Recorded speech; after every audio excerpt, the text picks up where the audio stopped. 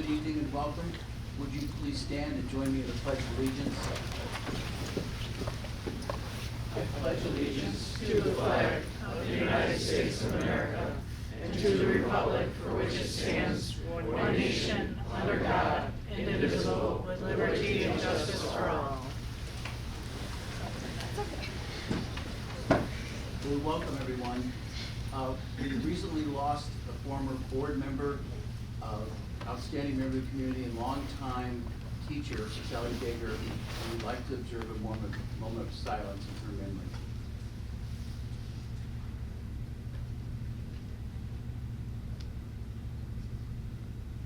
Thank you. We always like to start the meeting by reminding ourselves and everyone why we're here. Our mission is to foster an environment to educate and empower all students today to become global citizens of tomorrow. The vision is that the Baldwinsville community is committed to providing equitable and diverse learning experiences that educate and empower students, allowing each individual to thrive. And I think we have roll call complete. To begin the business, we must approve the agenda. Resolve the Board of Education approve the agenda for the February 9th, 2026 regular Board of Education meeting. So moved. Don? Second. Tom? Those in favor? Aye. Opposed? Motion carries. So we're really pleased tonight to honor our scholastic winners, and Dr. DeBarbary and Mr. Tom Bull will come forward and really amazed. We're very proud of the number of winners we had this year, so congratulations to everybody. Thank you. I'm going to ask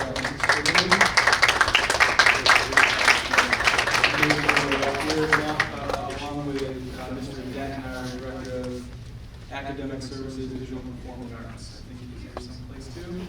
So if he can make his way up. So we're happy this evening to first begin by recognizing our writing awards.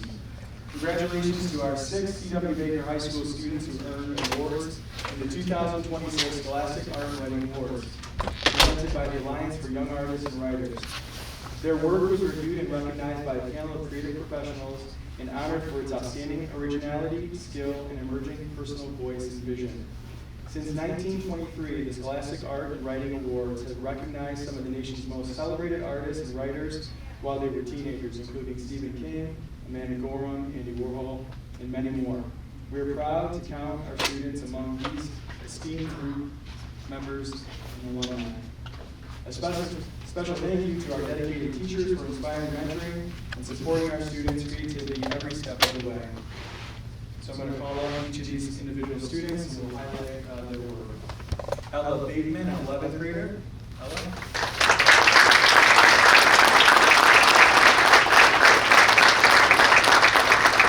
Ella is being recognized for 2 silver keys, one for a short story and the other for flash fiction. Next we have Madison Leonard.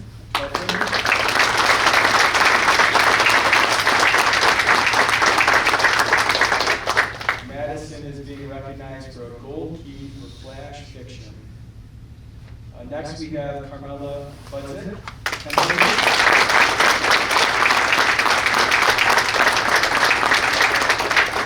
She is receiving an honorable mention for short story.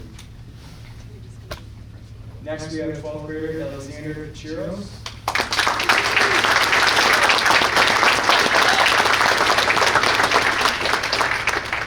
Alexander is being recognized for a silver key for flash fiction.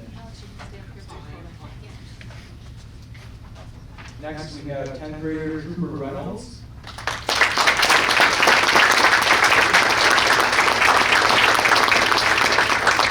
Cooper is being recognized as a silver key for flash fiction. Last but certainly not least, Leonardo Anderson, 10th grader.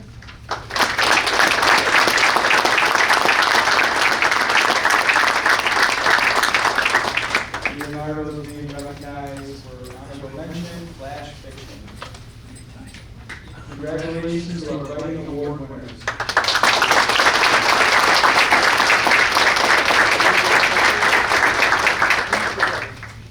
Parents, if you'd like to get a picture too, please feel free to come on up front. Any parents, please come on up. Hold on for one more, okay? I don't think so.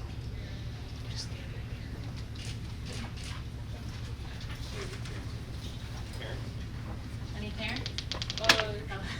My mom is out in the hallway. Can I go get her? Yeah, everyone just yell mom, someone.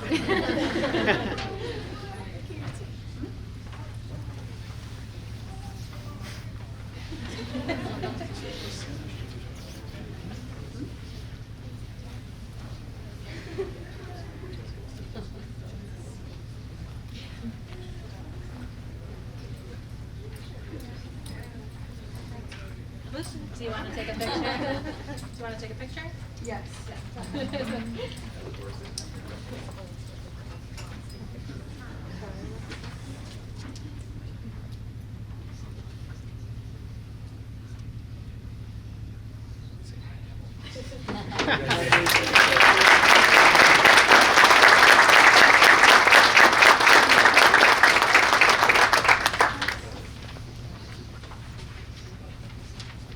We are moving on to our art awards. Students from C.W. Baker High School and Dirty Junior High School earned an impressive 64 awards in the 2026 Central New York Scholastic Art Awards competition. More than 5,000 works of art were submitted and judged this year. The CNY Scholastic Art Awards are sponsored by M&T Bank and hosted by Onondaga Community College. Award recipients were selected for their creativity, originality, and technical skill. Award-winning student artwork will be on public display through February 27th in the Whitney Applied Technology Center at Onondaga Community College. The exhibit is open Monday through Friday from 9 a.m. to 7 p.m. and Saturday and Sunday from 9 a.m. to 6 p.m. If you don't have a chance to get to Onondaga Community College to see the artwork, you can go to our board docs and you'll see the video that's being displayed on our screens here. It's also, there's a link on our board docs website which highlights all of the work of our students. I have to say it's quite amazing to see what they're able to produce, and we're certainly very proud of all their hard work. We'll begin first with 12th grader Evan Beckwith.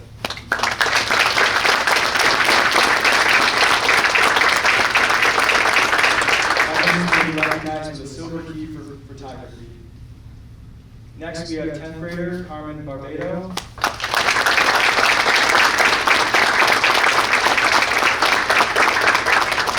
Received a gold key in photography.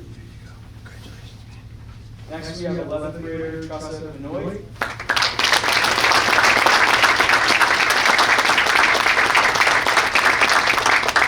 Tressa is being recognized with a gold key in photography as well as a silver key in photography. Next we have 12th grader Logan Bolton.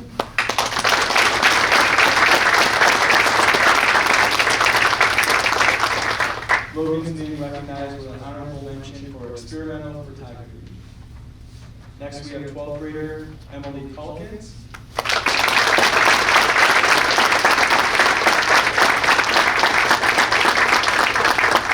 Emily is being recognized with an honorable mention for ceramics and glass. Next, 12th grader Aiden Clark.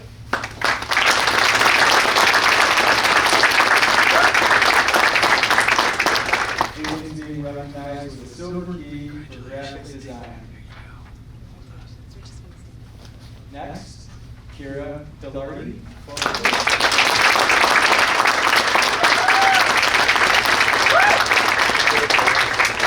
Kira received a gold key, a silver key, and 3 honorable mentions, all in photography. Next, 10th grader Anna Dominski.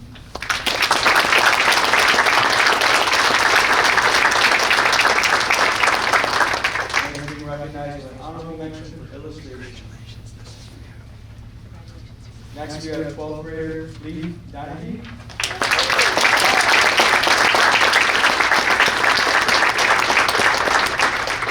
Lee received a gold key in drawing and portfolio category art. 4 silver keys, 1 experimental photography, and 2 in drawing. and also 2 honorable mentions, 1 in drawing and 1 in photography.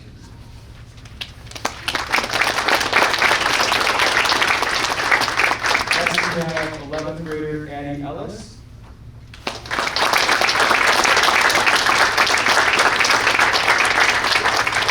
Addie received 2 honorable mentions for digital, painting, drawing, and collage. Next we have Nahim Gulami.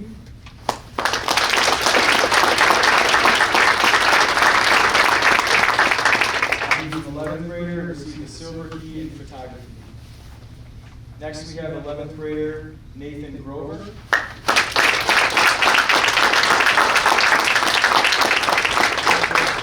Nathan received 3 silver keys, 2 in photography and 1 in experimental photography, and an honorable mention in photography. Next we have 12th grader Mirabella Harder.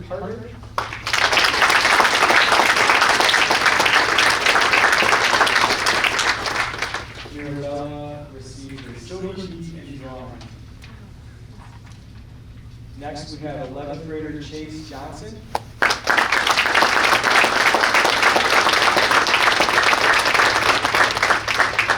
Chase received 3 honorable mentions in ceramics and glass, as well as a silver key and a gold key. Next, 9th grader Brooke Jordan.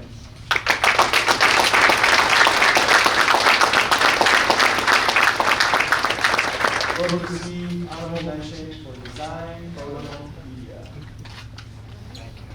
Next, we have 11th grader Julia LeMay.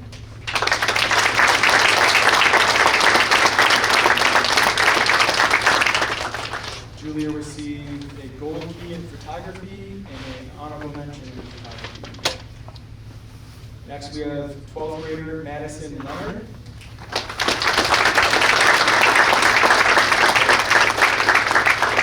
Madison received an honorable mention in drawing. And next, we have Brianna Leo, an 11th grader.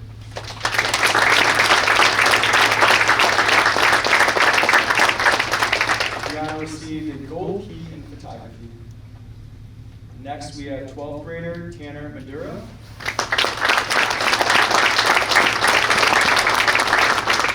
Tanner received an honorable mention in portfolio category art. Next, we have Emerson Miller, a 12th grader.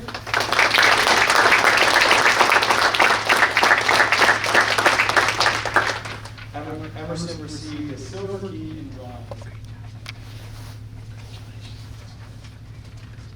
Next, we have Holly Monroe, an 11th grader.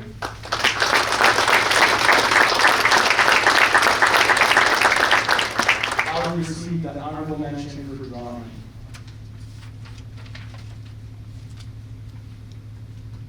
Next, we have Piper Myers, a 12th grader.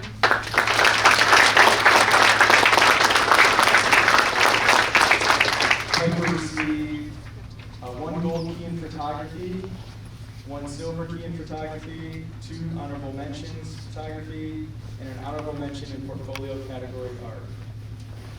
Next, we have Maya Neville, a 10th grader.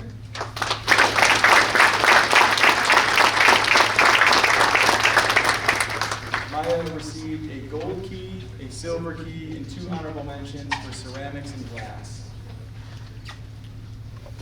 Next, we have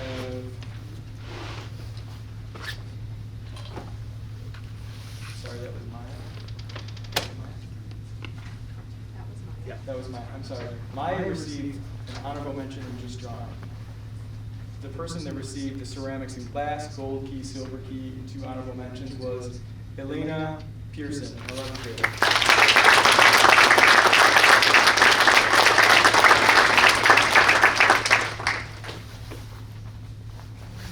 Next, we have Jake Perkins, an 11th grader.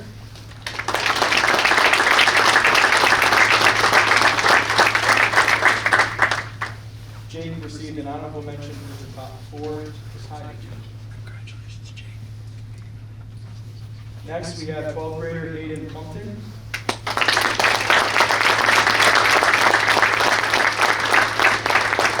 Hayden received a silver key for ceramics and glass.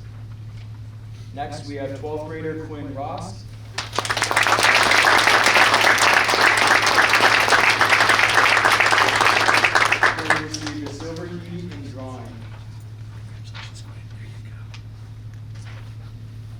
have Landon Royce, a 9th grader.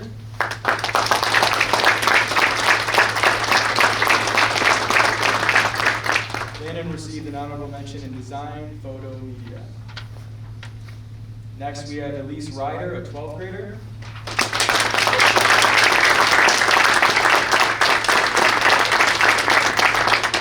Elise received an honorable mention for drawing.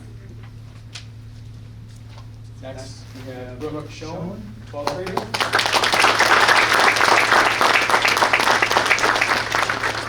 Brooke received a gold key in experimental photography. Next, we have Savannah Schoen, 12th grader.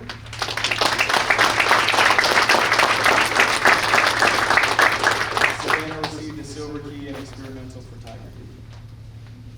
Next, we have 11th grader Emily Smith.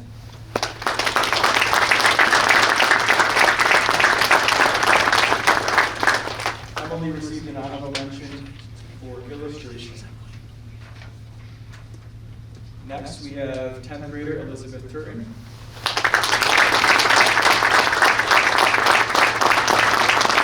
Elizabeth received a silver key for photography. Next, we have Rocco Weaver, a 12th grader.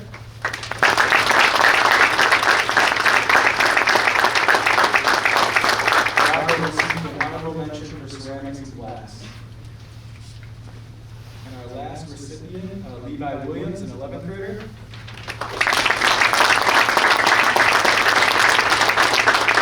Levi received 2 honorable mentions for experimental photography.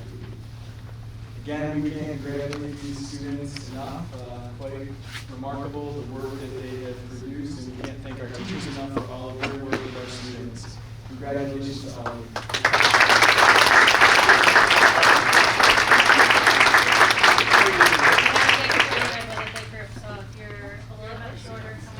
So again, any parents or guardians, anybody wants to take a picture, please come up front. Feel free to come on up.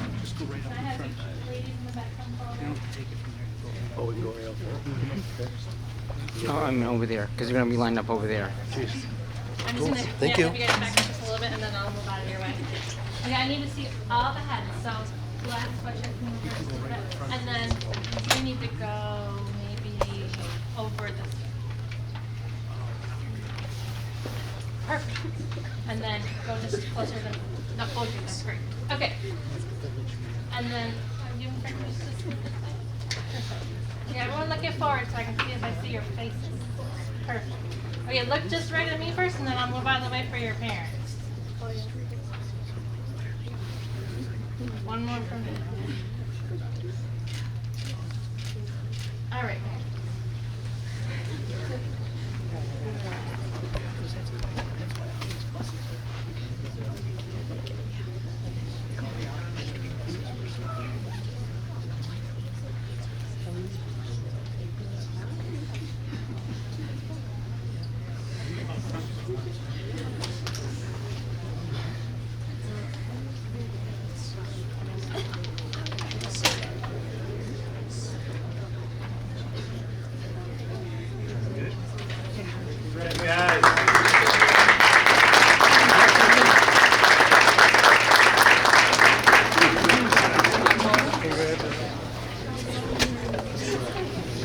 Thank you very much.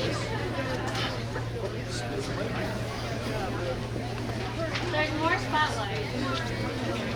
Should we see some seats? That's not surprising.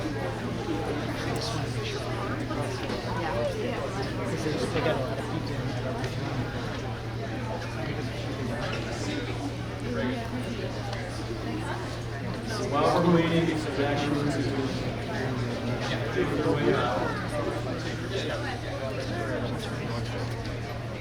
I do want to say, I don't think we've ever seen this number of Scholastic Awards, so congratulations, great, great work.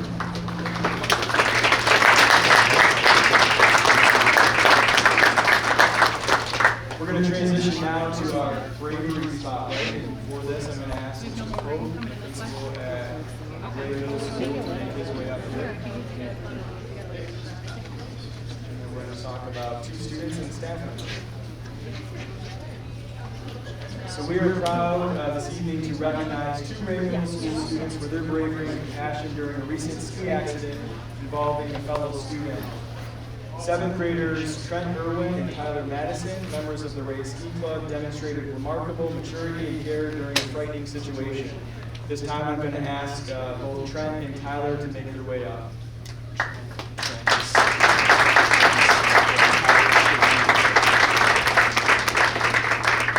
Trent is sick today, but I believe Tyler's here. There's Tyler. Come on down, Tyler.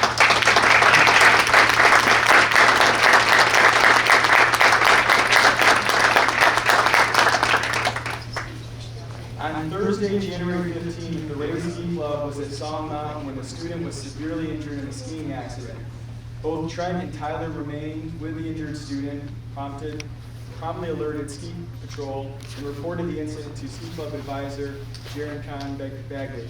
And Jared, why don't you please come up as well?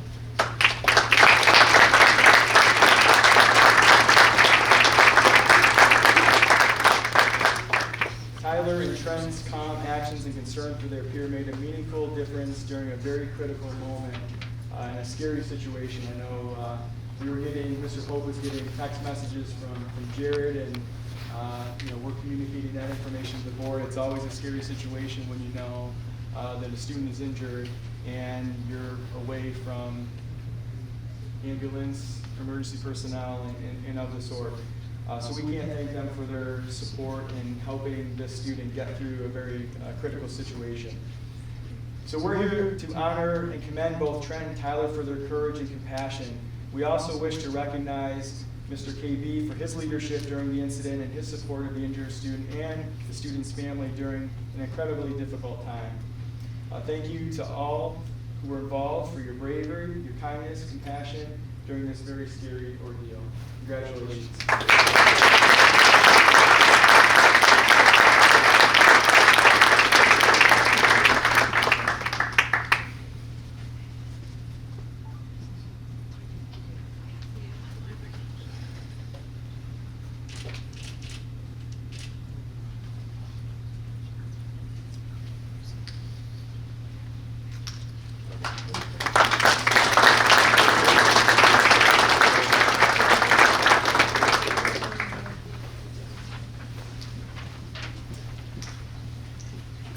Our last spotlight this evening is our staff spotlight. So we're pleased this evening to recognize the outstanding members of Bus 13, the Bus 13 team, nominated by McNamara Principal Mindy Howard for their exceptional and dedicated teamwork. At this time, could Kay Wentworth, Ron Bryan, Kim West, and Jenna Thompson please come forward?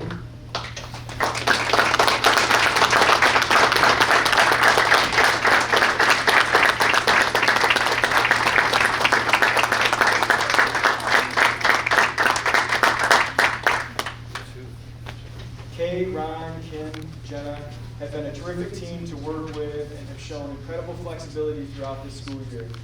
They consistently approach challenging situations with a solution-oriented mindset and create a welcoming, accepting environment of all of our students on the route. When a few students recently struggled with behavior, the team worked collaboratively to develop a thoughtful and supportive plan that prioritized student needs and success. The Bus 13 team intentionally builds strong relationships with students, contributing to calmer, more positive rides each day. Even on tough days, they go out of their way to remain positive and always lead with kindness. McNamara truly appreciates their dedicated professionalism and genuine care for our students. On behalf of the entire school district, congratulations to the Bus 13 team on a well-deserved recognition.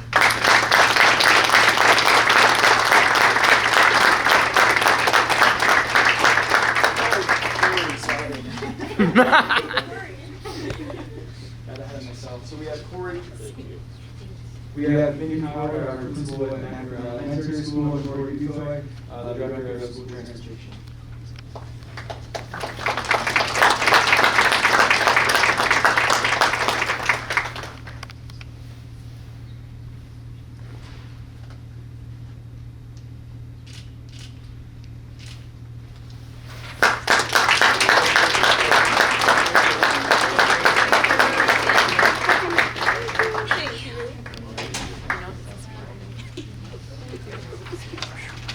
Well, once again, we are very, very proud of students and staff, and thank you for everyone for your efforts, and again, what an amazing Scholastic Award for Baldwinsville.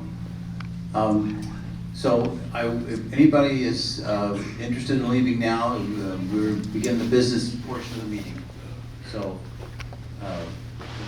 you're certainly free to leave if you wish. But starting the business portion is correspondence, board activities, and committee reports. Wednesday, January 21st was a community cafe, and I know, I think a couple of board members attended. Any comments or thoughts on the community cafe?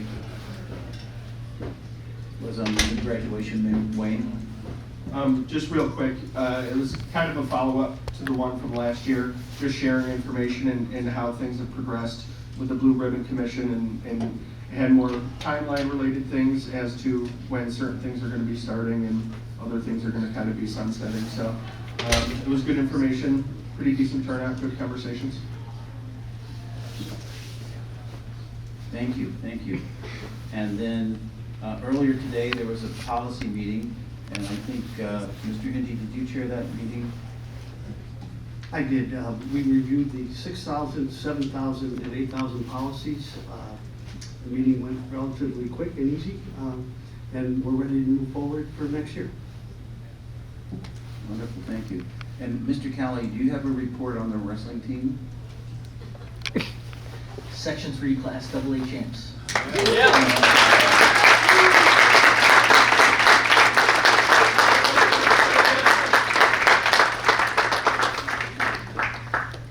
Thank you, thank you. So, upcoming events, obviously next week is break week. I do want to call attention to February 26th, Community Cafe, which is on project-based learning. So if anyone is curious about project-based learning, that would be a great one to attend. And then, of course, February 28th, we have an opportunity to meet with some state and county legislators. So we'll be talking more about that later. Any other activities or meetings that anybody wants to talk about? No, okay. With that, then we'll proceed to our report. Megan? Thank you. I'm sure as we all know, the musical was this past weekend. I'm sure you guys went. I went and I loved it. Seemed like there was a great turnout, and we also at school got to get a preview of it on Friday, which was exciting. There's another community cafe this week on the 11th at 6 p.m. Hope for the Bereaved will be there speaking about student grief, like loss of a loved one, divorce, stuff like that. Key Club is offering child support during this, which is very exciting for families who want to go and have children that need to be watched. Winter sports are coming to an end, and lots of great seasons, which is very fun. And tons of students are submitting college decisions and applying for scholarships, so very exciting.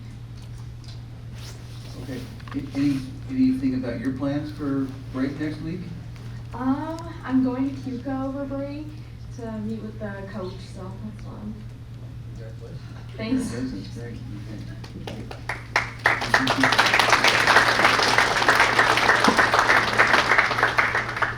Next is our time for public comment. We do certainly welcome comments from the public. In the interest of time, we ask that we limit it to 3 minutes per speaker, or a total of 30 minutes all. We also ask that we have a limit of 5 individuals on the same topic. This is a little bit of an awkward situation in that in order to protect the privacy of others, speakers are not permitted to speak on a specific student or a personnel matter. This is to guard privacy. It also is because we are not looking for an open forum that expresses positives and negatives necessarily. It's an idea and time to express policies and thoughts. Specific employee or student concerns should be communicated to the superintendent of schools during regular business hours. The board is informed of these concerns. We also regularly receive emails on the board website about any issues, some personnel, some general. Everyone's encouraged to use the chain of command in solving these problems. But I do want to reiterate, because of privacy concerns, we don't allow the use of names or specific information that are identified to students or staff. As a matter of respect, the same respect that we ask our students give and receive every day in school. Unless appropriate, the Board of Education will not engage in conversation or comment during this public comment period. If appropriate, the Board of Education or the Superintendent of Schools will respond by letter to the individuals. We're all here for our students, and it is expected that everyone speaking tonight will follow these rules, and everyone present will model the behaviors that are expected of our students in the school district every day. And I think, Tiffany, do we have some speakers? Yes, we do.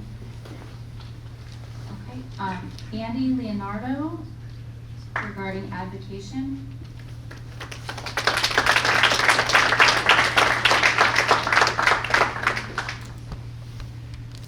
Good evening, Dr. No. Barber. You gotta push the button. Hit your right button on that. If the red light comes on, you're on. Good evening, Dr. DeBarbery and board members. Thank you for the opportunity to speak with you tonight. My name is Andy Leonardo, and I am the father of two sons, Baldwinsville graduates, and a daughter that is currently a junior at Baker. The reason I wanted to speak to you tonight is to offer support for a teacher at Baker who was unjustly placed on administrative leave recently.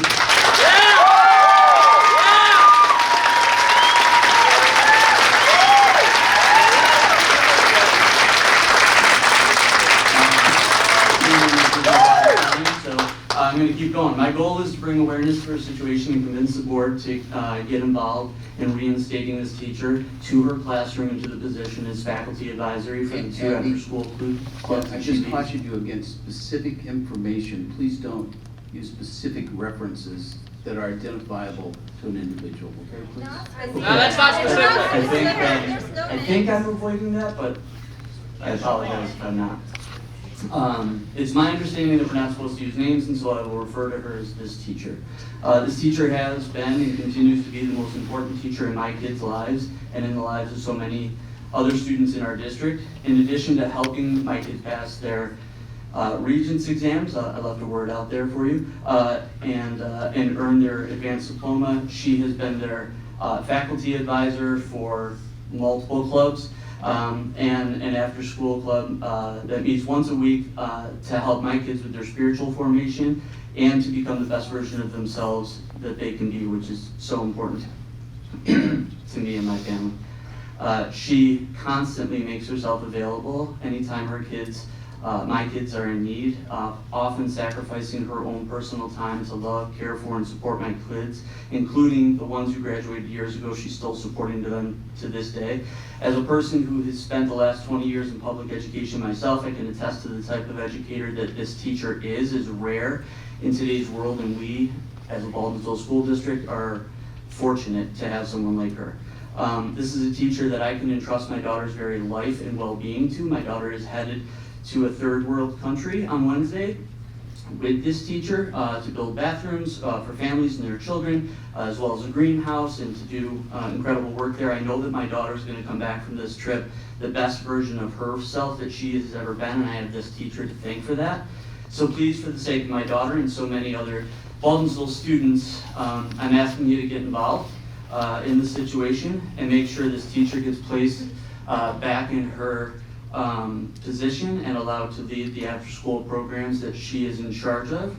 And if you'll allow me to say one last thing, my son used to be a leader for one of these organizations. He said to me tonight that if he could have been here, he's at college right now, to speak on her behalf, he would want to remind everybody in the room to honor this teacher by doing exactly what she would want us to do, which is to be respectful, loving with our words, the same way Jesus would have. Thank you so much.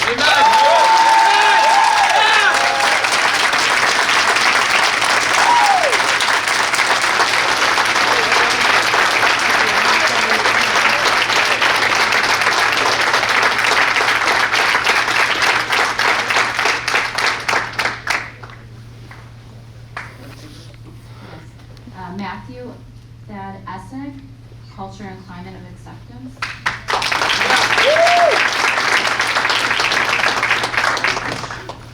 Good evening.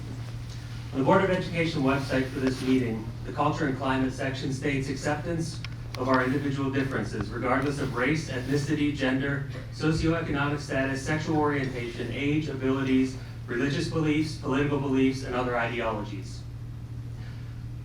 Obviously, that doesn't mean that we have to agree with or affirm another person's beliefs, but we do need to be respectful and give dignity and acknowledge that we have equal value and are entitled to our own beliefs. Our teachers and administrators are as diverse as our students and should exemplify how to be accepting of others. One teacher lives this ideal beautifully. My kids have all had positive, even life-changing experiences with her. I've met a lot of other students she's influenced, and they're all such great kids, including many of those here today. Huge credit to her dedication and the genuine concern for their well-being and character. I myself have gotten to know her personally as well. It's no secret that she's a Christian. I'm agnostic, but I'm no stranger to the Bible since my family and most of our friends are actively involved in the church community. While I feel like an outsider at most gatherings, I was floored the first time I met her. I expect her to be respectful but reserved with me because of my beliefs. Instead, she greeted me with open arms, both figuratively and literally. She hugged me and said how excited she was to finally meet me. She told me how wonderful my kids were and how good of a parent I must be. She's like that with every parent and student, whether they agree with her or not. And the ones who are influenced by her are just as kind and compassionate. On the other hand, some teachers use their platform of their classroom and clubs to push their political agenda and disparage vulnerable students who don't agree with them. I know my own kids didn't feel safe to express their conservative Christian beliefs, let alone feel accepted in their social studies class, because their teacher's influence extended beyond his own class.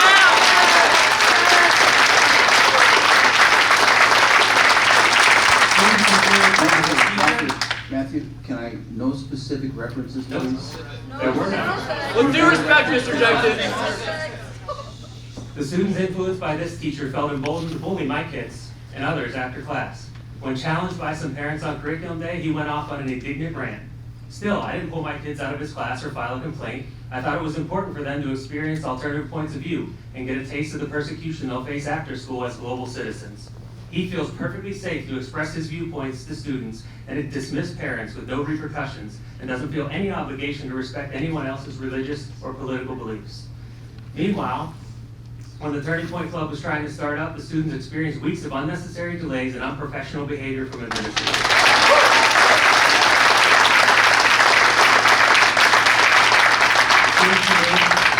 The culture of climate and acceptance only goes one way. Matthew? Only the correct political opinions must be accepted, and only the approved religious beliefs can be expressed. I hope the board and all the teachers and administrators that we're celebrating Matthew. can see the outpouring of support. I'm sorry, your comments are becoming out of line.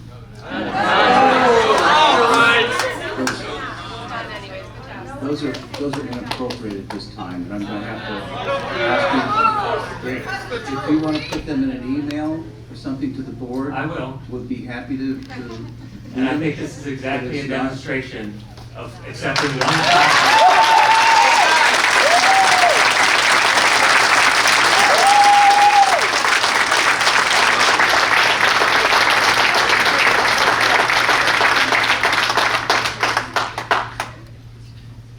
So please understand,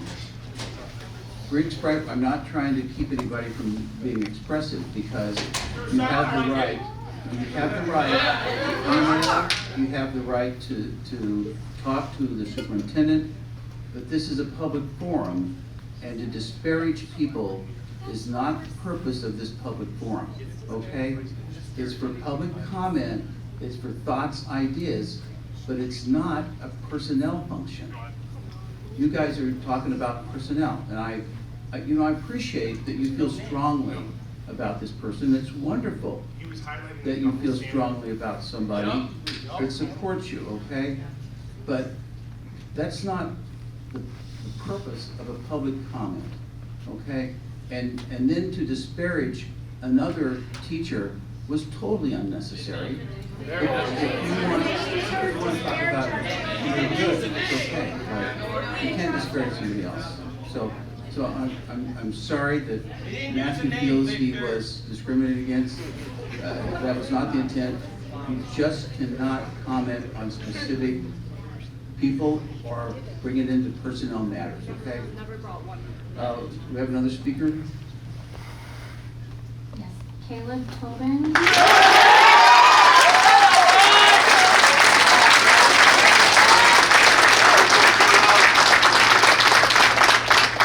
Regarding culture and climate of acceptance. With all this uncertainty. Good? One more. There you go. Red light's on. With all this uncertainty, let me start off with the truth. 1 Timothy 4:12 states, "Let no one despise you for your youth, but set the believers an example in speech, in conduct, in love, in faith, in purity." That's the Bible, and that's the truth. Amen.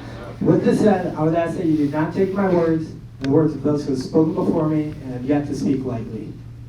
Writing this speech was very difficult for me. I'm looking to defend a Spanish teacher who has been placed on administrative leave, yet my classmates and I are confused as to why she is not in class. A little bit about this individual is that she extends her title as a teacher and is considered a mentor. The wisdom and compassion that she gives to her students is unmatched. Without this teacher in the school, it feels as though there is a missing piece, and I know others agree with me. Throughout the school day, she's always put others before herself, every minute of every hour. She's always helping and supporting. This teacher is one that many students can go to for more than just instruction in the classroom, yet she is able to give us what we need, yet she is not able to give us what we need due to her absence. The students I've spoken with about this situation feel stuck. We come here tonight to ask you why she is not in our school. We have heard only rumors that linger throughout our school, but nothing is 100% factual as the situation at hand. When I ask as to what the reason for administrative leave is, I am told multiple different stories, starting with the words "apparently." In other words, what I've heard. Okay, Caleb, I'm sorry, you're getting into personnel matters again. Don't turn him off, he's asking you a question. You can't do that. All of these different stories as to what have happened. Yet the one true. Don't turn his mic off. I have time. Caleb, come back. So keep personnel matters out of He asked a question. He asked a question. Turn his mic on. He's asking a question on The time that I lost, can I please get that back? Amen. No. How many people are fed up here? Yeah! How many raise their hands who want to know the truth as to why our teacher is in school? That's a question. Keep muting him. You're the third speaker on this topic, and we're going to limit it to 3. He said 5, bro. True statement. What did you expect? I'm going to take a 5-minute recess. Oh, boy. Right now. So we'll go to a 5-minute recess, guys, okay? I would like the time I had lost back, please. Yeah, buddy. Yeah. Give it to him.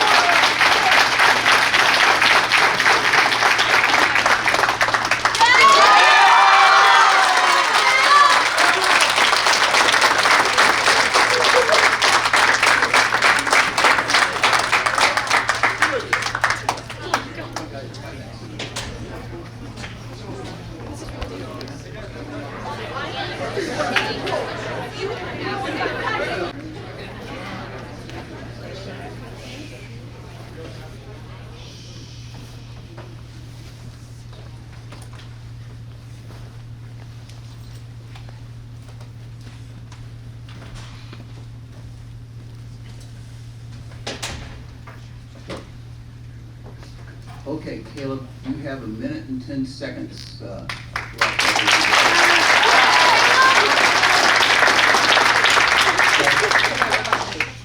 would like to reiterate, though, this is a meeting. Can I just remind everybody, have your views, you're entitled to them, but please, this is a meeting, so jeering, we would appreciate it if that didn't happen here. That doesn't show the respect that, or the decorum that we don't have in a business meeting, okay? Okay, Caleb, it's yours. So I got the Board of Education request to address the Board of Education. It states, I will be given 3 minutes to speak, and we will not be given 3 individuals to speak on this topic because on the paper it says 5 individuals speaking on the same issue, limit topic to just 5 speakers of your choice as a group. So if we are limited to 5 people, we can choose who they are, correct?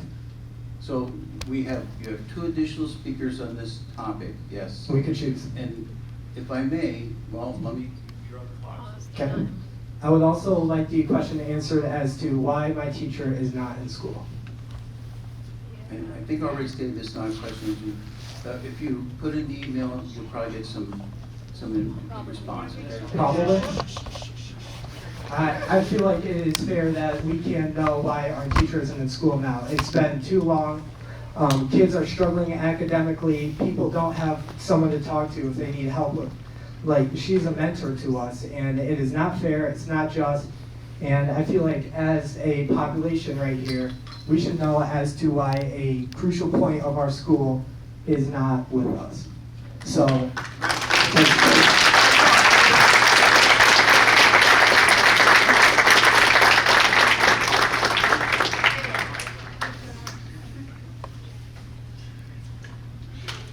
Okay, so next speaker, I should reiterate also that, please remember, no names, but also no specific conditions or times or places or classes that are identifiable to an individual. And personnel matters, if you have personnel matters, or you want to do emails, personnel matters do go to the superintendent. He keeps the board aware of all those, but they really go through the superintendent because the only personnel matter that we have direct responsibility for is hiring a superintendent.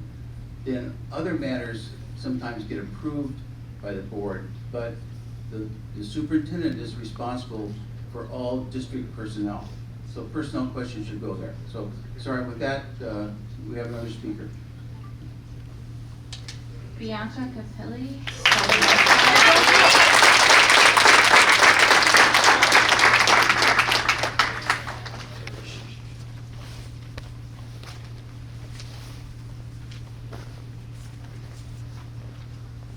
Which button is it?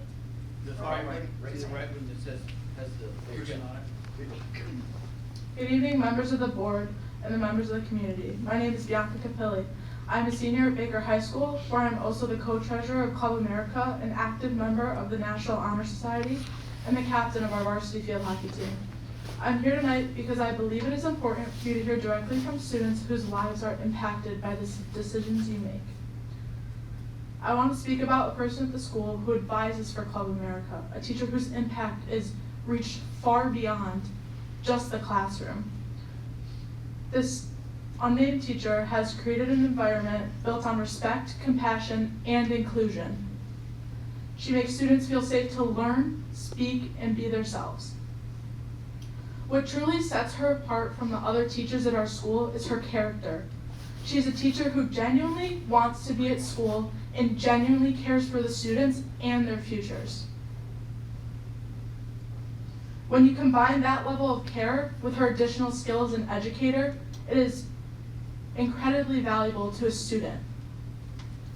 She's also deeply committed to supporting students outside of academics. Like I said, she's an advisor for Club America, but also for Youth Alive, where she, regardless of beliefs or viewpoints, she creates a safe and respectful space for students to gather, share ideas, and feel supported. Her support extends far beyond the students she teaches directly. Many students who have never even had her as a teacher still go to her for advice, encouragement, and support. That kind of trust cannot be assigned on a class roster. It is earned through consistent kindness and dedication. The impact of this teacher is reflected in the petition currently circulating our community, which has received over 1,000 signatures. Along with those signatures, students and community members have shared messages that speak to her influence. One person wrote, "She brings a bright, peaceful, and comforting presence to the people around her. She's had such a positive impact on many people's lives, including my own." Another person shared, "It is people like her who bring others together. It is no coincidence that the student body admires her and holds her in such a high regard. These are just a few of the many comments. I strongly encourage you to take the time and read through the rest of the comments on the petition, because they further show the depth of her impact on this community. Teachers like this represent the best of what education should be. She teaches empathy, integrity, and respect, lessons that we carry beyond graduation. If the school were to lose a teacher like this one, it would not only affect current students, but the future students who would benefit from her presence, guidance, and support. I respectfully ask that you guys consider the voices of us, of the students, of the parents who experience her positive impact every day.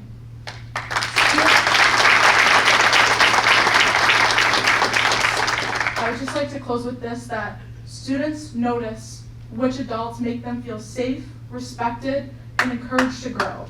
Jen Fasulo is one of those educators.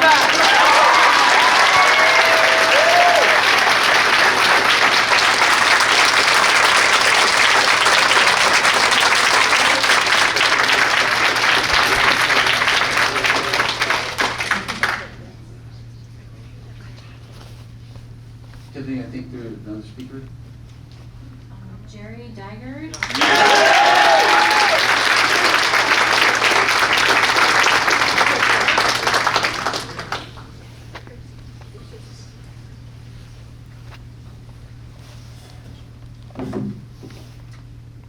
Good evening. Is it on? Just turn it off. Okay. Good evening, everyone. My name is Jerry Dygert. I'm the president of Club America. This is my first year at C.W. Baker High School. In the short time that I've been here, I've learned very quickly what it feels like to be attacked for your political and religious beliefs. I've experienced this not only from students, but parents and other members of the community. This district speaks often about tolerance, but I have one question. Does tolerance apply to everyone or only to beliefs that are widely accepted? I am far from the only student who has felt this pressure. Many students in this district have been made to feel uncomfortable, dismissed, or targeted because of what they believe. And that is exactly why our faculty advisor is so important. She is one of the very few teachers who made me feel safe believing in what I believe in. The same is true for nearly 100 students involved in Club America.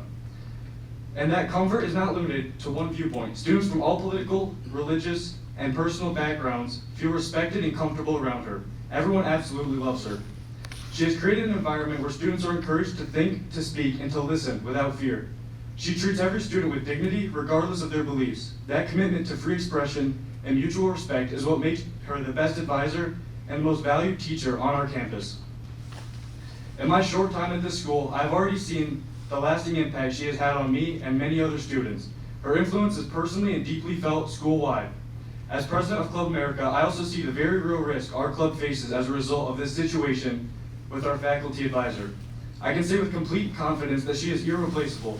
Students across the political spectrum respect her, trust her, and are grateful for her guidance. She makes this campus feel welcoming in a way that very few adults do. This is exactly why students from all backgrounds and beliefs have been consistently coming to our events, even those that might not agree with everything. Our club has extended respect to everyone, just as she loves and respects every student. Our club exists to promote political understanding through civil discourse. Removing the one teacher who best embodies those values puts that mission in serious jeopardy. We may not know every detail of what is happening, but we do know one thing with absolute certainty. Her character and impact on countless students are beyond question. From a student's perspective, this situation looks like a teacher is being targeted not because of her performance, but for her political and religious beliefs. If that is the case, it sends a dangerous message. It tells students that certain beliefs are not welcome. It tells teachers that supporting an open dialogue comes at a personal cost, and it undermines the very idea of tolerance this district claims to uphold. My request is simple and direct. Do not remove our faculty advisor. Do not punish her for her beliefs. Do not take away a teacher who has made this school safer, more respectful, and more humane for so many students. This decision will affect far more than one person. It will shape whether students feel free to express themselves and whether they trust the adults who are meant to support them. It will also affect the future teachers and administrators who would dare to support free speech. I ask you to recognize her integrity, her record, and her importance to this campus, and to do the right thing. Please keep her. Thank you.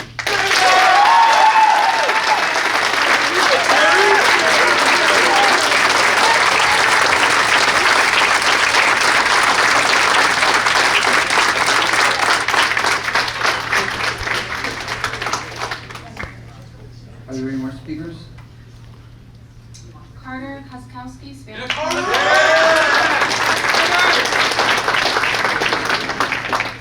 So I understand this is a different topic than obviously card, because we've had 5 speakers on one topic. Sure. Good evening, members of the board and Baldwinsville community. My name is Carter Kuskowski, and I am a sophomore at Baker High School. I am here tonight to speak on behalf of one of the most important teachers in the Baldwinsville Central School District. I have only known this teacher since September, but in that short amount of time, she has made a lasting impact on my life. From the very first day of school, she created a classroom that was welcoming, positive, and safe for everyone. Her kindness is something you do not see every day, and is something students can immediately feel when they walk into her room. Academically, she has helped me become stronger as a student. Her classroom is always interactive and fun, which keeps students engaged and excited to learn. This teacher took the time to help me and many others students identify the way we learn best. For some students, reading words out loud to study work best. Or for others, such as myself, she taught me to rewrite the words over and over again until I had them memorized. This teacher helped me understand that this type of learning didn't just help me improve my grades in Spanish, but I improved in other classes as well. But her impact goes far beyond the classroom. She's one of the only teachers I've ever truly felt comfortable talking to about anything. This teacher listens without judgment, supports students through difficult times, and genuinely cares about who we are as humans, not just as students. She has been and will continue to be a great mentor to many students and has personally helped me grow stronger as an individual. Teachers like her do more than teach a subject. They help improve the lives of students. I respectfully ask you to consider the positive, meaningful impact she has on her students and the community. She is not just a great teacher, she is a person who changes lives. Thank you for your time.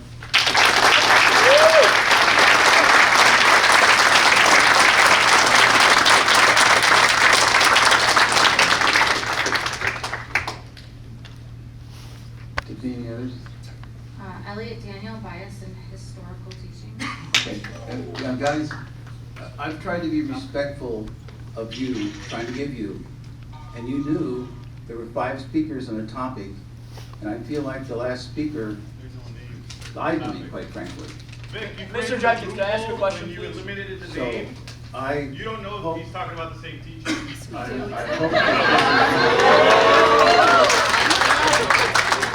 Excuse me, ladies and gentlemen, I have a written speech for about a week. This is on a completely separate issue.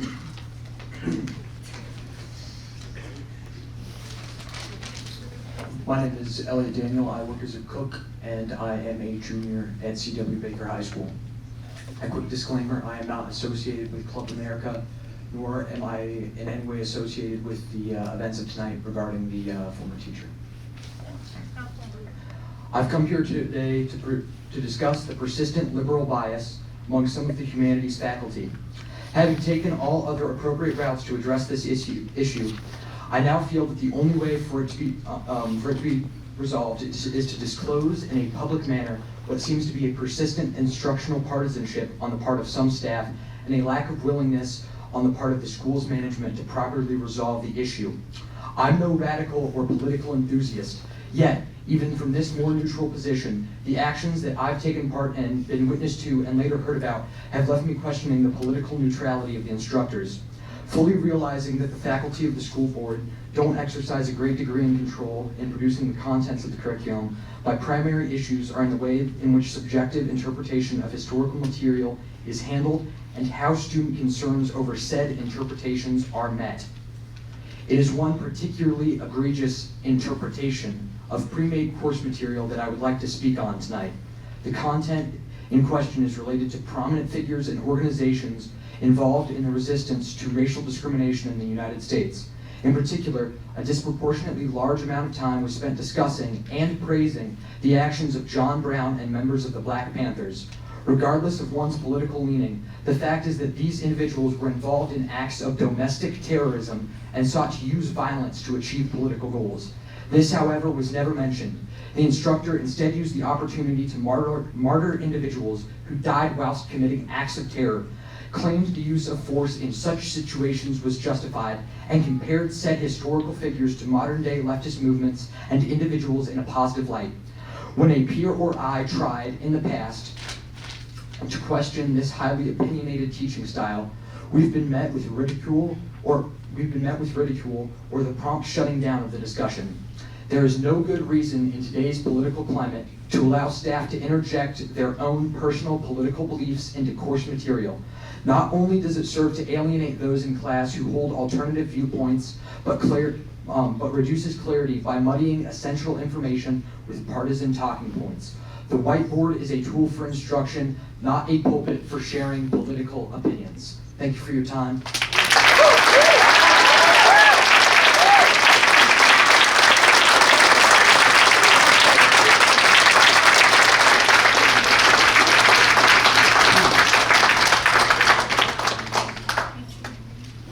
Anything else? Grace Fortune bullying.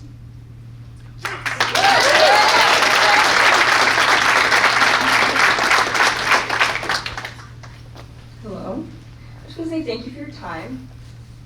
New York State created standards in which bullying is strictly prohibited no matter the situation, as well as pushing for academic and community involvement, taking away any advisors or any space for students to be in a community contradicts Baker's values. Suppressing the voices of those who feel victimized by overt cruel behavior goes against what we as not only as Americans, but what we as humans believe. As stated in our district code of conduct, harassment may take the form of comments, name-calling, jokes, stalking, and perpetuating rumors or gossip, including the rumors circulating about our advisor.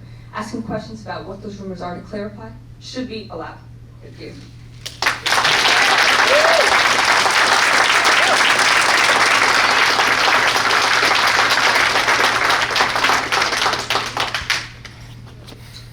Jenna Morgan, bullying and safety.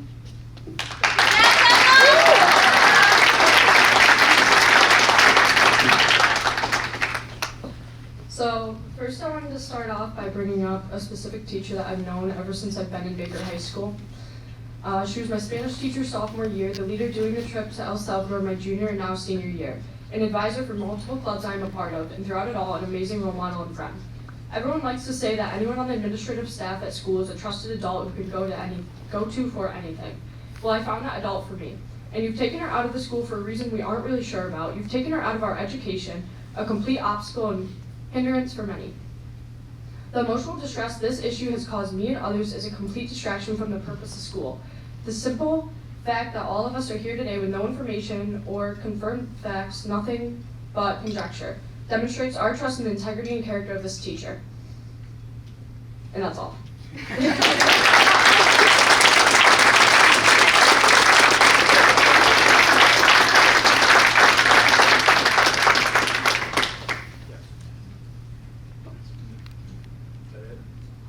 There's Dylan Fall.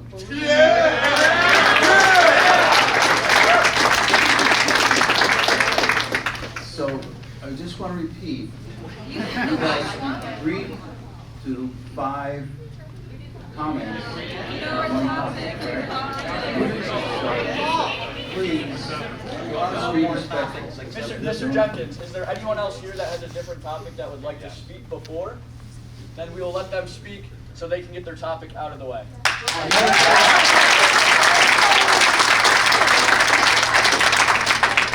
Thank you, Owen. Thank you, Mr. Jenkins.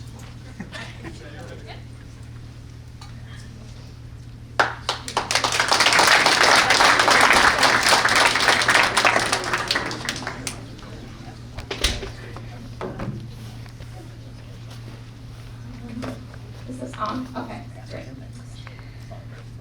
Thank you for the opportunity to speak. I am not here in relation to this teacher. Anyway, I'm here as a parent. I am here to express concern about allowing a Club of America chapter at our high school due to its alignment with Turning Point USA, a national organization with a clearly partisan political mission. Turning Point USA's own materials show that it does not provide neutral civic education. Instead, it promotes specific ideological positions on issues such as climate change, systemic racism, LGBTQ rights, and on the role of government and public institutions. These views are presented as conclusions. Students are encouraged to adapt. not as topics for balanced inquiry or critical discussion. Its students' chapters are designed to train political activists, focusing on messaging, recruitment, and mobilization rather than fostering open inquiry or exposure to multiple perspectives. That approach conflicts with the educational mission of a public high school. I respectfully urge the board to look beyond individual support seen here today and consider what is appropriate for a public school setting. This decision should be guided not by pressure or popularity, but by what best serves students and upholds the district's responsibility to remain nonpartisan. High school students are still developing critical thinking skills. Schools should focus on teaching how to think, not advancing ideological advocacy that may appear to carry school endorsement. This is not about silencing students or restricting free speech. Students are free to hold any beliefs that they choose, but public schools should not host organizations whose primary purpose is partisan promotion rather than education. This is a public high school.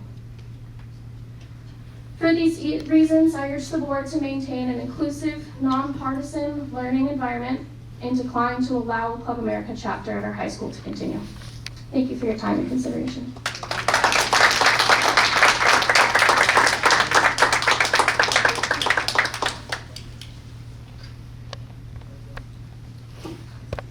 The remaining topics are regarding Club America, religious freedom for faculty and student censorship, individual teacher. Can we ask, just in the interest of time, we've gone well over 30 minutes, but we want to allow people to be heard. So can we limit it to 2 minutes this time and try to just be a little more brief? But who's the next speaker? I'm sorry, who was up here that, thank you.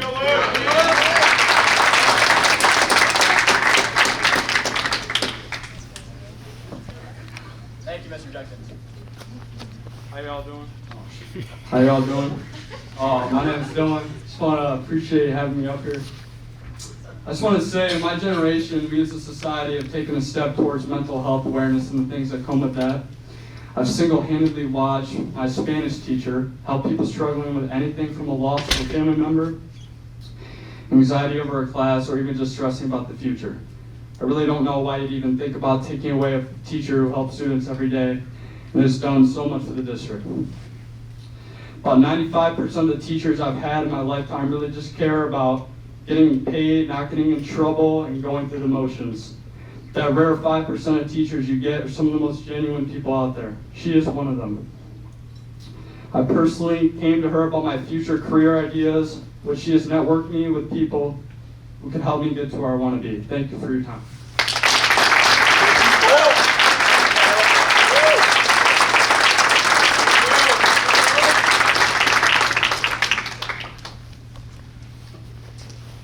Brendan DeCesar, Club America.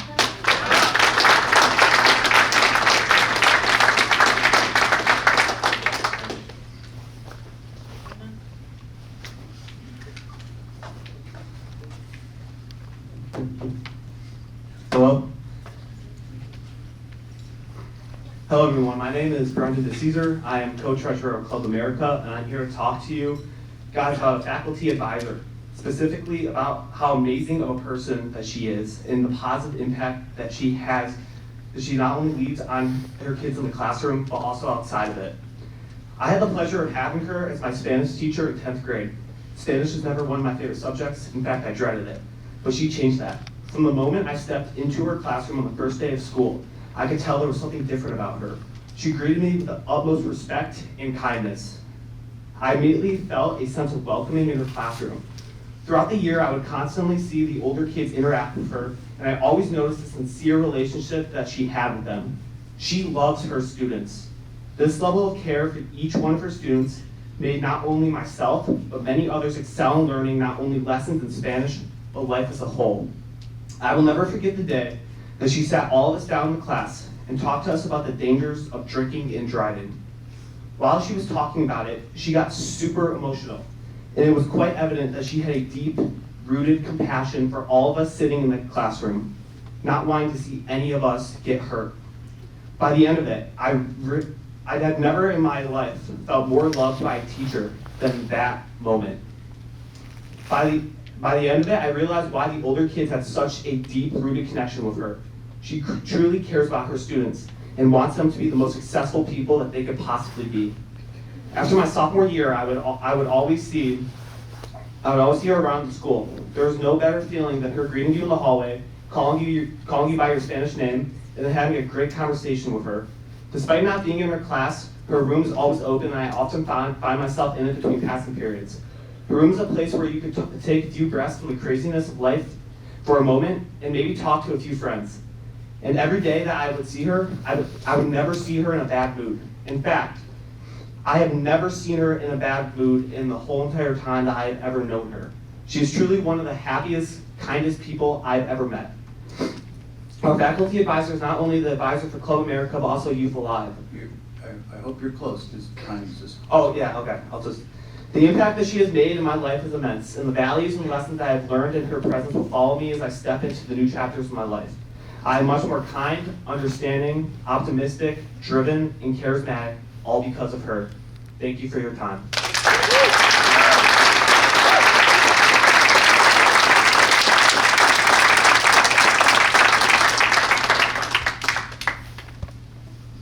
I think it's Jace Albero.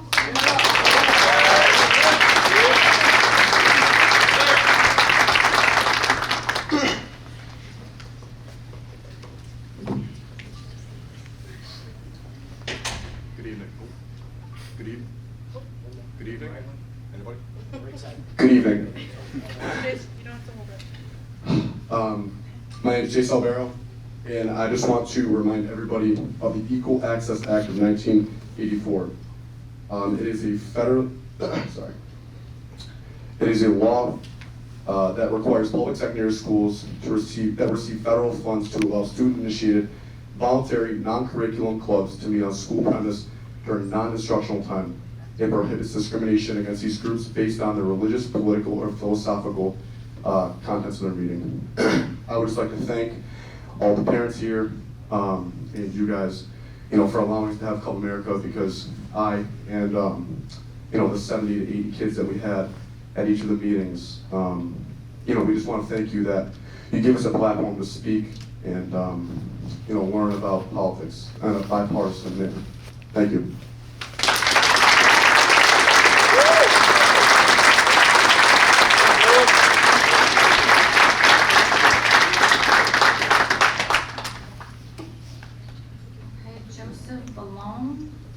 Making sure no censorship, religious freedom for faculty and students.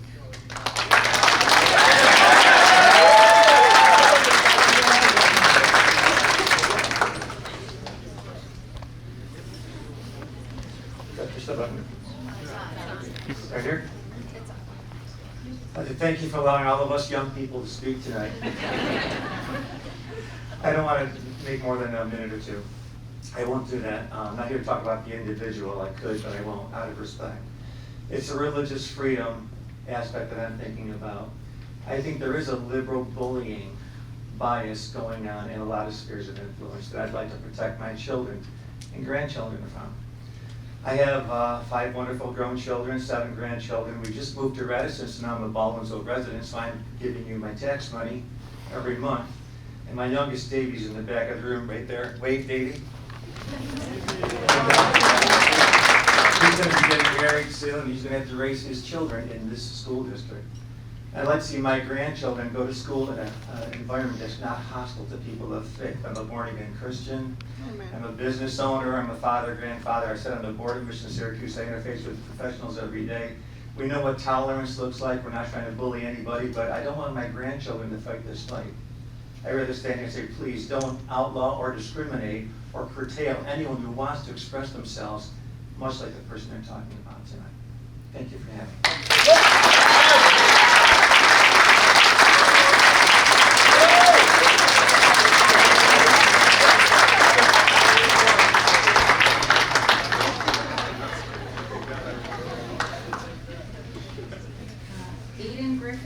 Representation.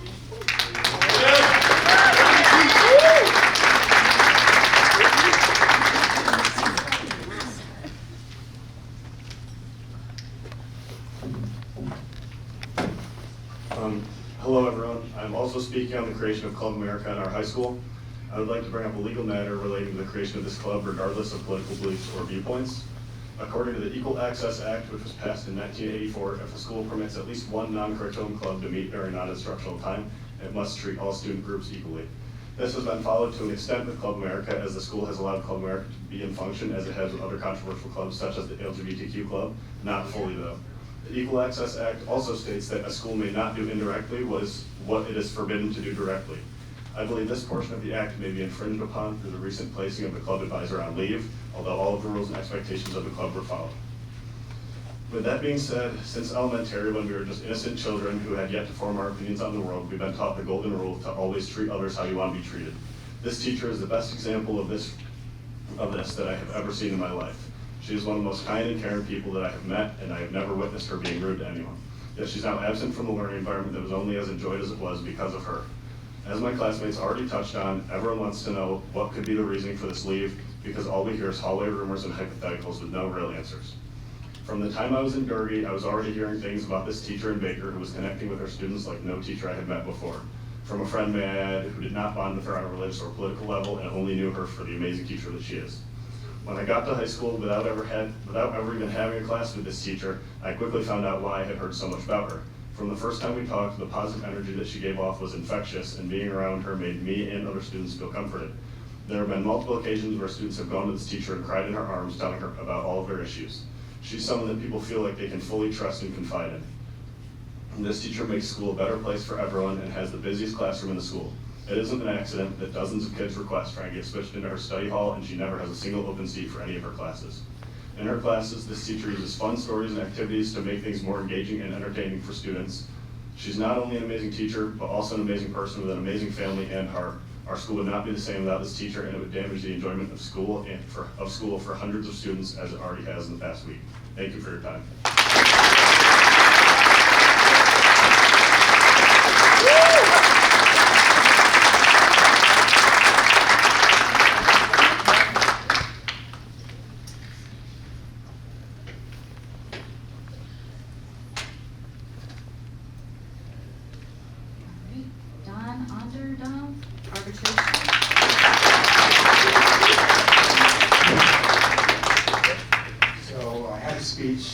But it's now in my pocket. I just want to thank, first off, the board for having the patience. It's really nice to see you guys listen. So that's the first thing. Second is I'm a father of 5. I have 4 children that have matriculated through this school district, and all of them have done really well. So Dr. Barbary, I would say the proudest person in this room should be you, because 1, you have teachers that students love, and then 2, you look at these students here. We should be all proud of what they are doing tonight in terms of expressing their opinions respectfully, and secondly, that they love their teachers. And there's a teacher that they love tonight that they all came out for, but my other children had 3 or 4 other teachers that they also were mentors to them. And so if you want to teach a class in civics, play a tape for tonight, because these kids really did a really great job tonight. And I ask you, I would ask is just, when I talk about arbitration and mediation, we're reasonable people. We've got to be able to figure out how to keep really good teachers in this school district. It's really important foundationally for our community that we do that. And so I thank you for the time and the attention.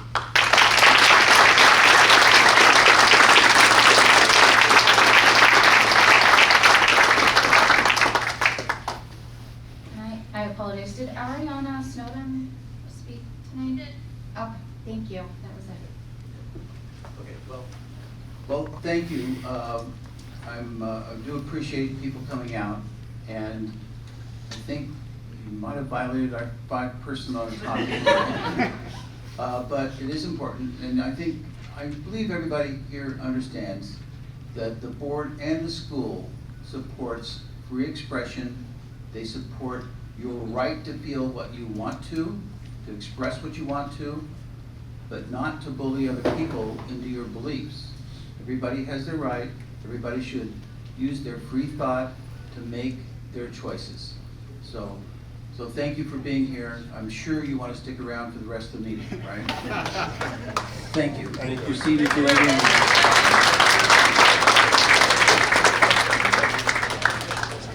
So, resolve the Board of Education approve the consent agenda pursuant to the attached. So moved. John, thank you. Second. Jeremy. Okay. I guess we may just wait a minute on for our discussion on this.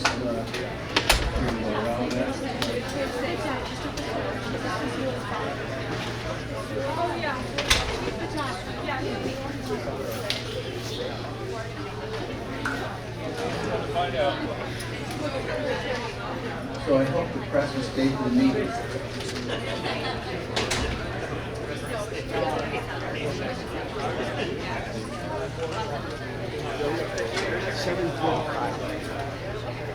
Okay, 7:30.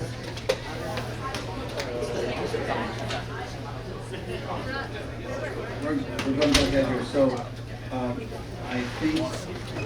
I'm sure everybody's had a chance to read the personnel card. Thank you, Mr. Jenkins. Thank you, Mr. I do respect it. Thank you all. Meeting, one thing we might want on these contracts and agreements, just a brief explanation of the 3 contracts that's on there. That's only going to see the Writing for Focus, Vermont College.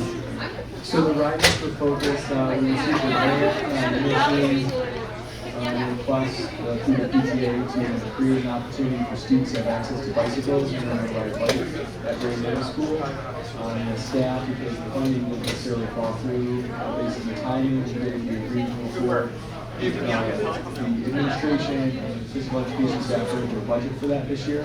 And so we were able to work out an agreement with legal counsel between our district and this agency. And so by accepting this, we will be able to purchase those bicycles along with appropriate helmets so that students can access them during physical education classes at Middle School.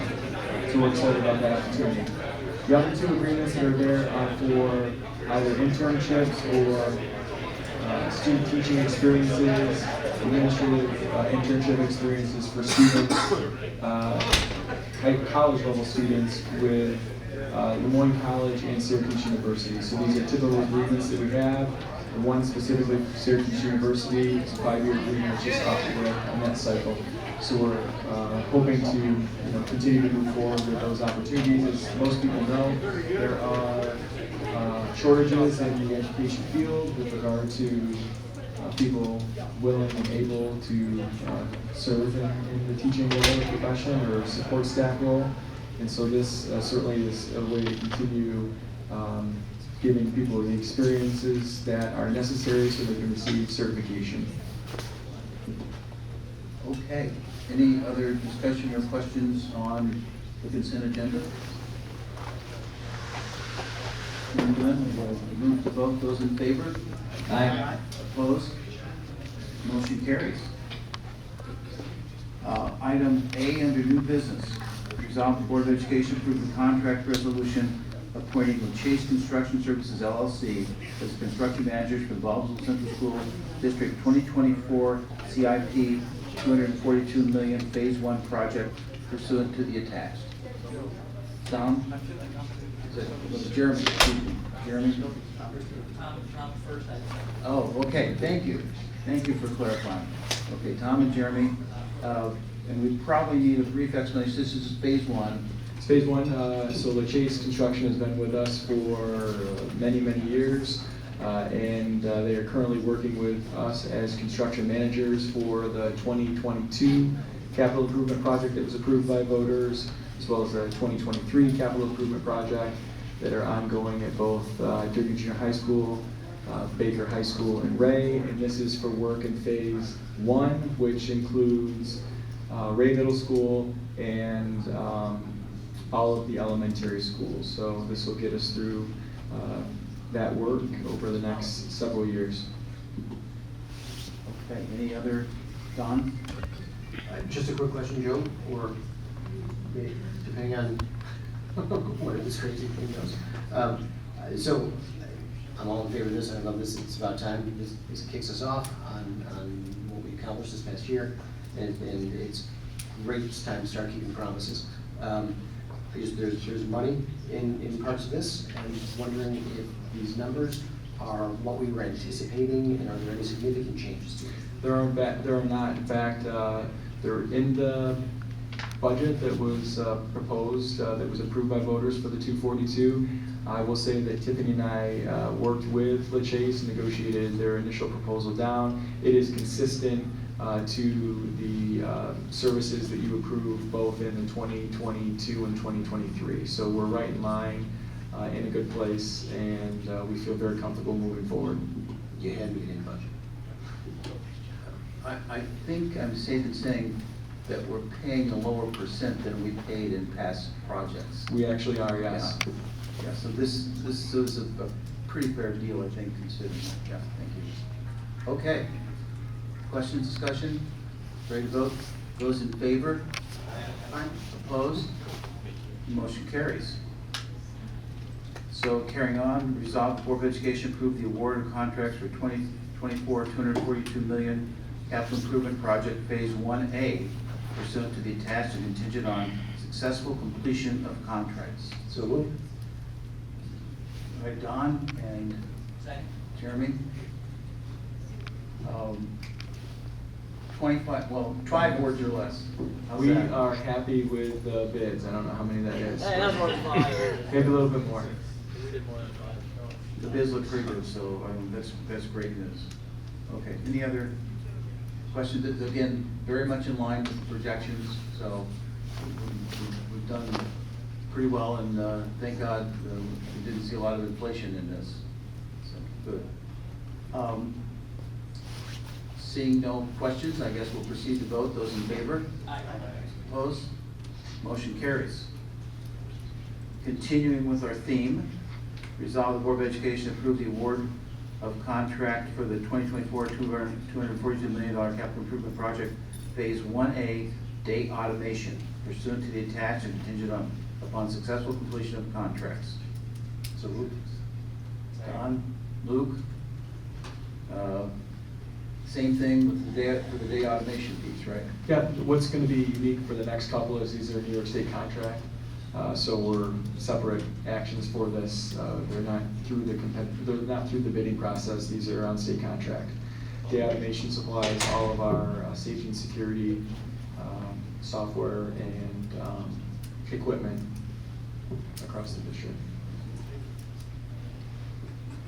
Okay, any questions?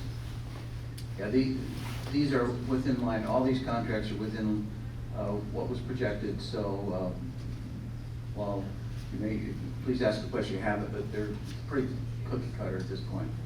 Okay, proceeding to vote, those in favor? Aye. Opposed? Motion carries. Item D, resolve the Board of Education approve the award of contract for the $242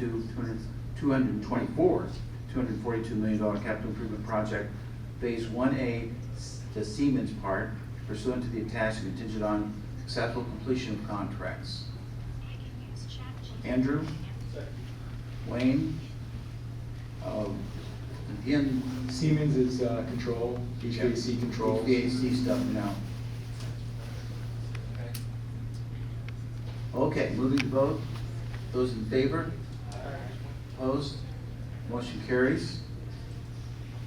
Item E, resolve the Board of Education approve the award of contract for the $242 million capital improvement project phase 1A in EIS pursuant to the attached and contingent on successful completion of contracts. Jeremy? Luke? Again, this is, which phase is this? Still phase 1A. No, but I mean, NEIS is which portion? That is going to be equipment. Could be we've purchased bleachers, other larger type product through this group in the past. Okay. Any discussion? Those in favor? Those opposed? Motion carries. And now, to switch gears, resolve the Board of Education approve the Baldwinsville Central School District annual school calendar for 2026-2027. Pursuant to attached. Andrew? Luke? So we've all had a chance to look at the calendar. It's going to be a little different because Labor Day is very late this year, isn't it? That is correct. So the first day with students will be on Tuesday, September 8th.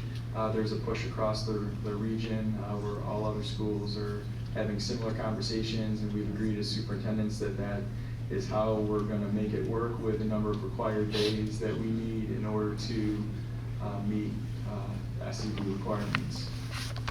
This does give us the flexibility for 4 emergency closing days with 1 flex day built in depending on the weather situation. I will say that we've been spoiled the last 2 years with the 2 full weeks off over Christmas, and I'm not happy about shortening that break. I feel like your comment has so much more authority with the jumpsuit on it. I just wanted to mention. And of course, you do have a couple of professional development days you're doing ahead of time, and that helps you a little bit on the calendar, doesn't it? That does. It gives us the ability to add more days off throughout the week. So while we don't have 2 weeks at December break there, we were able to buy a little bit of time. Yeah. We appreciate staff support on that element, certainly. So, okay. Any discussion, questions? Proceed to vote. Those in favor? Those opposed? Motion carries. Under new business, we just have a reading. These 2 policies are being presented for retirement. This being the first reading, there's no action. Any action would be at the next one. And of course, I think everybody remembers we've had quite a bit of discussion on these 2 policies. So I think everybody's familiar with them. But there's any time for discussion if you have any. No, this is not. So in policy earlier this evening, and I know everybody is tired, and I'll try to keep this as brief as possible. Was it? No, wait, I understand. So with respect to 8242 in particular, that policy during the January 12th meeting, one of the key points of discussion on that was the inability or I don't want to say inability.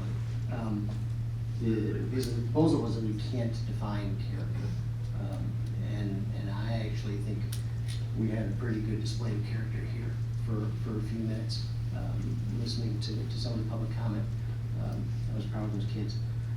What I'd like to propose is that, so these policies are before us for the first reading, are the original policies.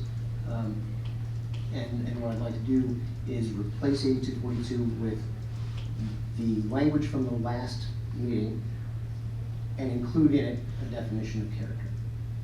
And see if the board is interested in talking about that. So I guess we need to see that in the. So in the policy meeting, as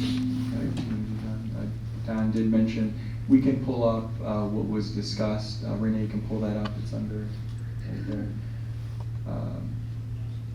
So if you slide to the second page, right there. Whoa, stop. I guess probably 1 sentence down, you see the honesty, tolerance where it was stricken. Right next to that, there's a definition. So what Don recommended at the policy committee was to add that definition, and there's 2 obviously definitions there. The first one being the longer one, or the second one. So if the board chooses, as opposed to retiring that policy, they could consider the amended version of what was voted down at the previous business meeting. So that's something for the board to contemplate as we move forward. But if I may, I think one thing I wanted to propose the board consider before our next meeting, which I know would be the vote, given this is the first reading.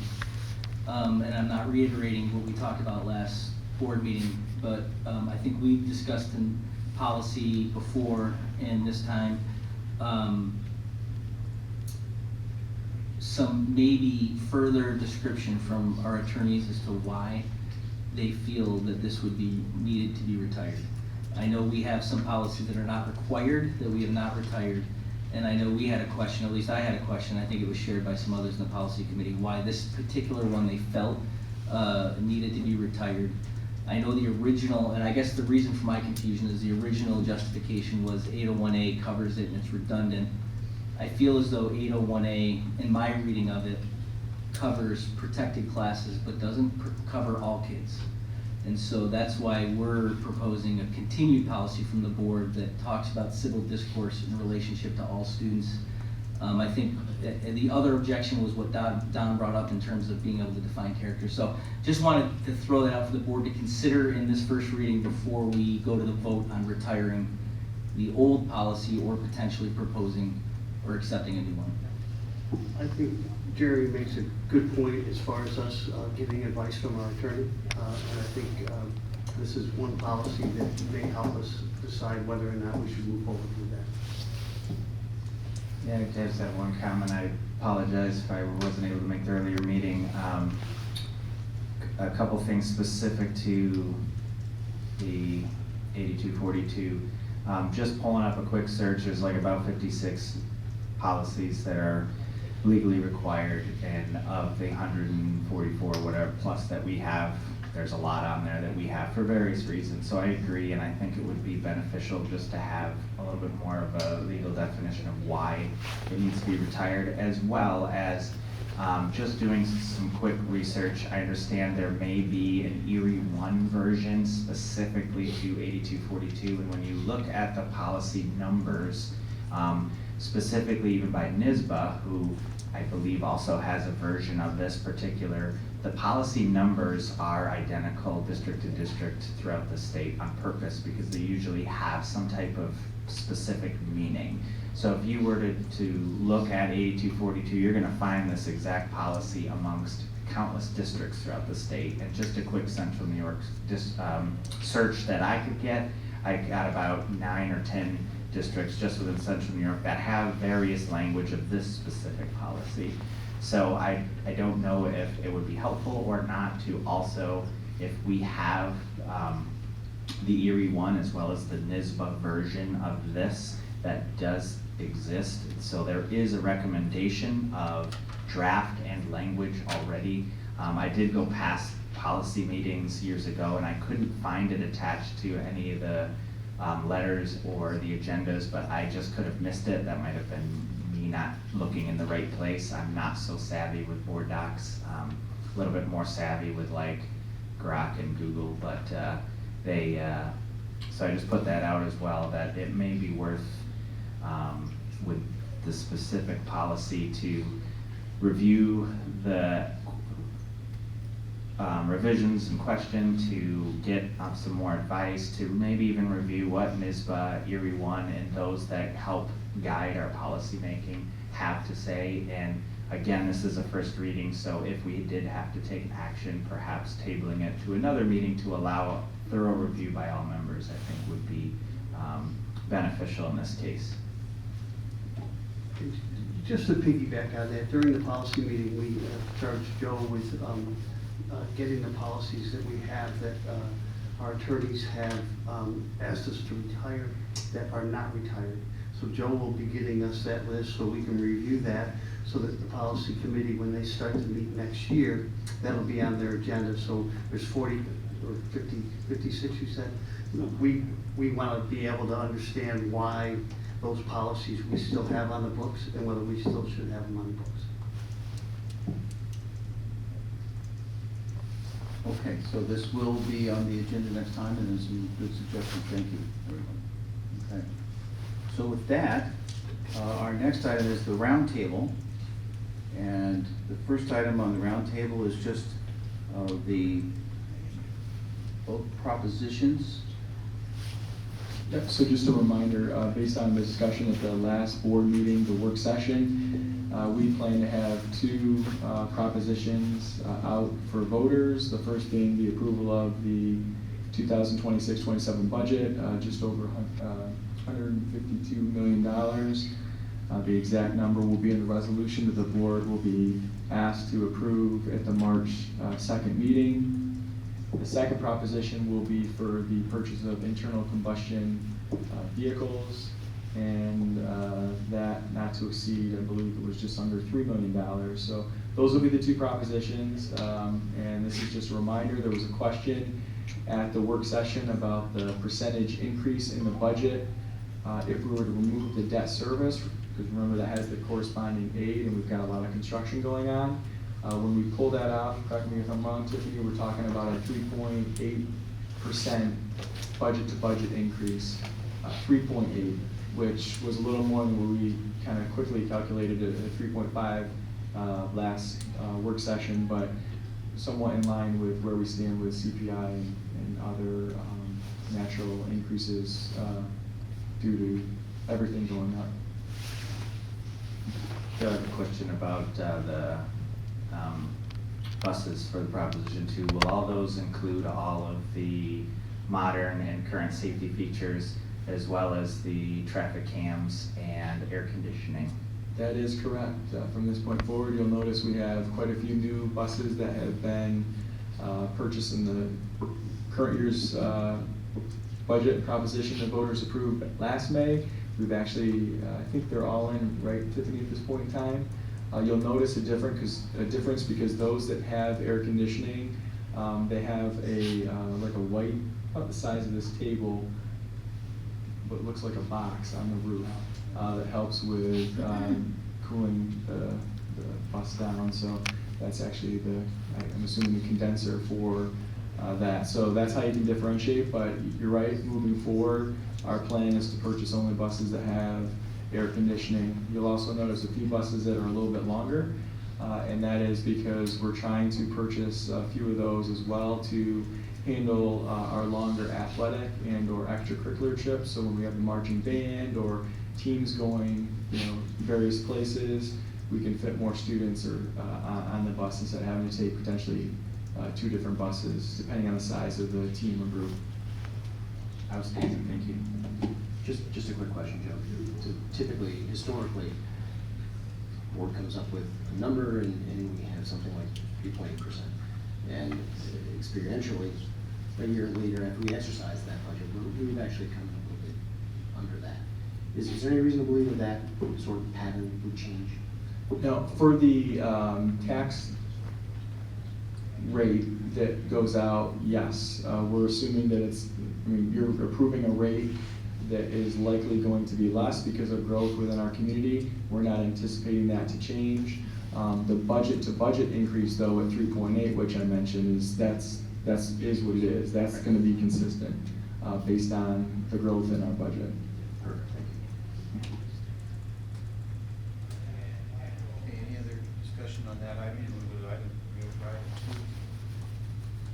Item 2 is putting a Friday letter to the board, but given the fact that it is a public conversation, we are looking or we're proposing both Donna Rice, our school lunch director, and Tiffany, being the assistant superintendent for management services, are basically recommending to me and to the board that we hire some additional food service employees, mainly to address the elementary level staffing in our kitchens, given the fact that we have the community eligibility program and more students are taking advantage of the free breakfast and lunch program that is being distributed across New York State. So what I think is important for our community to understand is this will not increase our general fund budget. Food services operates on its own, through the federal funded program, state funded program, and they have the ability, given the community eligibility and the amount of meals that we are serving and reimbursements that we receive, to cover the cost of these additional employees. So if there isn't any objection, my plan would be to bring that forward at the March 2nd meeting, a resolution to increase with staffing, and then we'll start the process of hiring. Just a quick follow-up. At the community cafe, they talked about additional training and more homemade foods and that type of thing. Is that also going to be part of this as well? Yes, it makes it difficult to do the work that they want to do when they only have a single person working in the kitchen in those elementary schools. So adding additional staff will make that a little bit easier to manage. Okay, so the next item is the board self-evaluation update, and I did email everyone my notes, and that's your side, here's one for you and hand it down. So those are the notes, and remember we had 5 items that we had kind of highlighted, and I guess I did not receive any comments back from when I emailed them, what, Tuesday, Wednesday, I don't remember exactly. But if there's something that you think needs to be a little more detailed or changed, please let us know and we can do that. But I just want everybody to have a hard copy so that it's kind of in front of us. But obviously we'll get to revisit that at the end of the year when we do a full evaluation, okay? Okay, and the next thing is, I think Wayne forwarded the email, but the legislative breakfast, which is usually pretty informative by seeing our legislators and hearing a little more about their involvement in the support of education, is the February 28th. It's always at the BOCES main building there. So I registered off the link that Wayne sent, but if you have any questions, you can call Christy and she will register you. It's 9 to 11:30. We usually get a carpool at 8:15 or something over here and head over, but it's usually a pretty informative session. I just want to say, Megan, you are invited to that. If you'd like to join us on this Saturday. Yeah, absolutely. Thank you for saying that. Yeah. So if you have, Wayne, did you? Oh, did you? No, I can't. I will. Yeah. Why don't Wayne forward? But if you call Joe, the secretary, if you have any questions, we can get you if you're interested in going. Okay. No, thanks for the reminder, Andrew. Okay. Any other questions there? Resolve the Board of Education enter into executive session to discuss the employment history of a particular person and the matters of student discipline that would otherwise disclose confidential, personally identifiable student information. Matters leading to the discipline of a particular person and a matter made confidential by attorney-client privilege. So I think I got Jeremy and Don. Okay. Yes, you can. I'd just like to thank all of you out there tonight for the way you behaved, the respect that you showed. It's really heartwarming that each of you spoke from your hearts and you were respectful. That is so important to everybody in this community and our district. So I just wanted to thank all of you. Thank you, sir.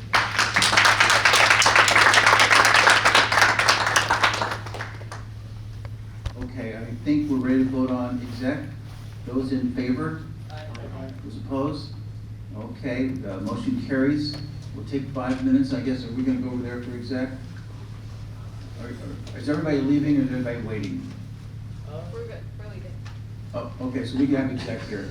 Thank you. Thank you very much.